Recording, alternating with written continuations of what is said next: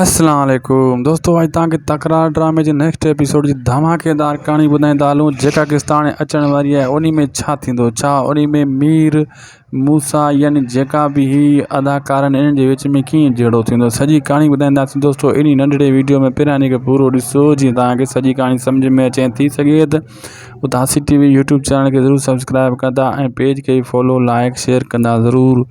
दोस्तों पहिरीं ॻाल्हि त जेको आहे मूसा ऐं मौत बणिजी कड़कंदो इन्हनि जे मथां जिन ही कमु कयो आहे। मीर जे लाइ बि ख़ैर जी ख़बर न आहे। नेक्स्ट एपिसोड खां पोइ जॾहिं मूसा खे सॼी ख़बर पवंदी सतार जे ज़रिए ही कमु थी चुको आहे, पहिरियों सतार जो गलो ई घुटे उन खे अहिड़ो बुछड़ो करे दरिया खान जो ताक़ खां भॼाईंदो।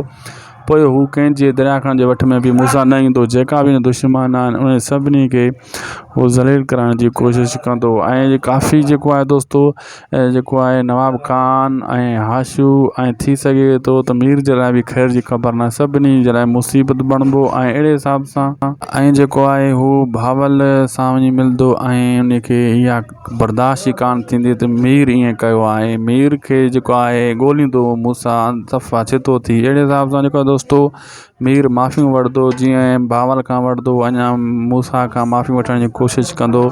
ऐं मीर खे भावल खे भी ख़बर पइजी वई त मीर सां भी जेको आहे हिकिड़ो नवाब खान हिकिड़ी ग़लती कई आहे, मतिलबु नवाब खान हिकिड़ो फसायो आहे, मीर जी ग़लती भी न आहे। अहिड़े हिसाब सां इन दुश्मन जे लाइ ख़ैर जी ख़बर न आहे। ऐं मूसा वरी जेको आहे बख़्शल खे भी सटको ॾींदो, छो त बख़्शल बकियो हुयो त उन चयो त मूसा इहो कमु कयो आहे, यानी मोहम्मद खे मूसा खणी वियो आहे। ऐं अब पाण में इहे जेको विढ़ंदा इन्हनि में जेको आहे नवाब खान अञा फ़ाइदो खणण जी कोशिशि कंदो। लेकिन नवाब खान जे लाइ हाणे ख़ैर जूं ख़बरूं न आहिनि। अॻिते जेकियूं क़िस्तूं ईंदियूं नवाब खान जे लाइ मुसीबतूं बिल्कुलु वधियूं ऐं सुठे नमूने सां वधियूं। ऐं सजावल खान भी मूसा जो अॻिते हली साथ ॾींदो। दोस्तों वीडियो जी हर अपडेट टाइम सां तव्हांखे ॾींदा आहियूं। वीडियो जो पुॻो पंहिंजो पुॼाणी ते असांखे ॾींदा इजाज़त ऐं थी सघे त उदासी टीवी यूट्यूब चैनल खे ज़रूर सब्सक्राइब कंदा। खुदा हाफ़िज़।